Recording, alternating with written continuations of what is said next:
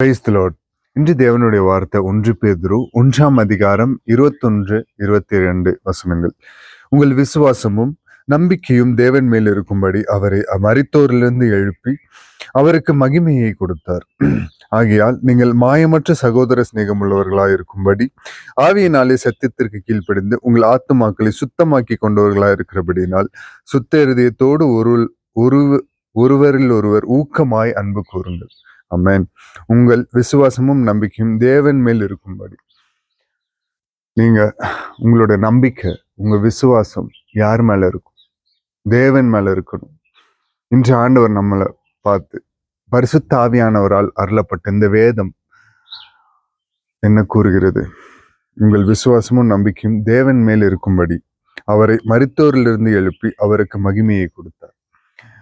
நம்ம இப்படிதான் வாழணும் அப்படின்றதுக்கு சான்றாக தேவன் எல்லாம் வல்ல கர்த்தர் அவர் இயேசு கிறிஸ்துவாய் மண்ணுல மனிதனாக வந்து நீங்க இப்படிதான் வாழணும், இதுதான் நன்மை செய்து பிதாவை மகிமைப்படுத்தணும் அப்படின்னு சொல்லி வாழ்ந்து பிதாவின் சிங்காசனத்துல வீற்றிருக்கிறார். அவரை மருத்துவரிலிருந்து எழுப்பி அவருக்கு மகிமையை கொடுத்தார். இயேசு கிறிஸ்துவுக்கு மகிமையை பிதா கொடுத்தார். பிதா, குமாரன், பரிசுத்த ஆவி மூன்றில் ஒன்றாய் ஜொலிக்கிறவர் நம் ஆண்டவராகிய இயேசு கிறிஸ்து. நான் அடிக்கடி சொல்றது போல, பிதா வீட்டுக்கு போனோம்னா இயேசு கிறிஸ்து இல்லாம, அவருடைய வழி இல்லாம, அதாவது நமக்கு ஒரு முன்னோடி வேணும்ன்றதுக்காக பிதா மனிதராய் இயேசு கிறிஸ்துவை கர்த்தர் மனிதராய் வாழ்ந்து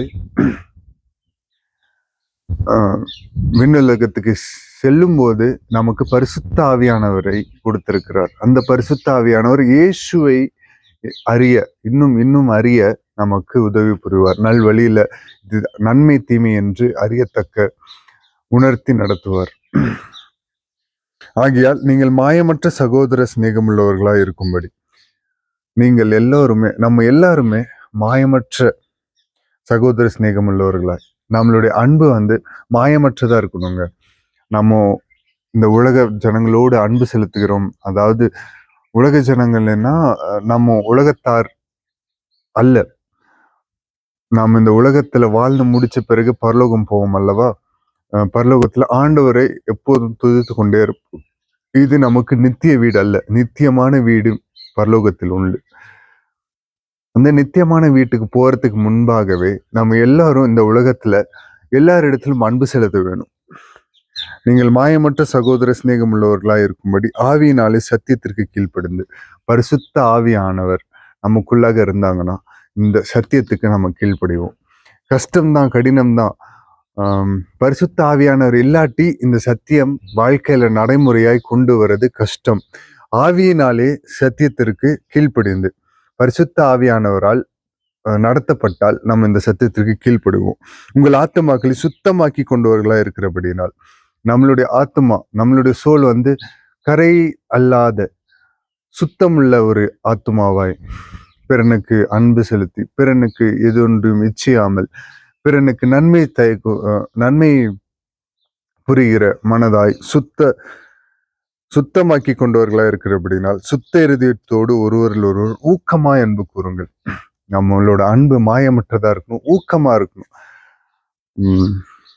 ஆண்டவருடைய அன்பு எப்படி இருந்தது? இந்த உலக மக்களுக்காக தன்னை தானே சிலுவையில அறைத்து கொண்டார். நம்மளுடைய எல்லாருடைய பாவங்களுக்காக அவர் அறையப்பட்டு பிசாசை காலில மிதித்தார். நமக்கும் எல்லாரிடத்திலும் அன்பு செலுத்த, நமக்கு அவரை போல அன்பு செலுத்த யாராலையும் முடியாது.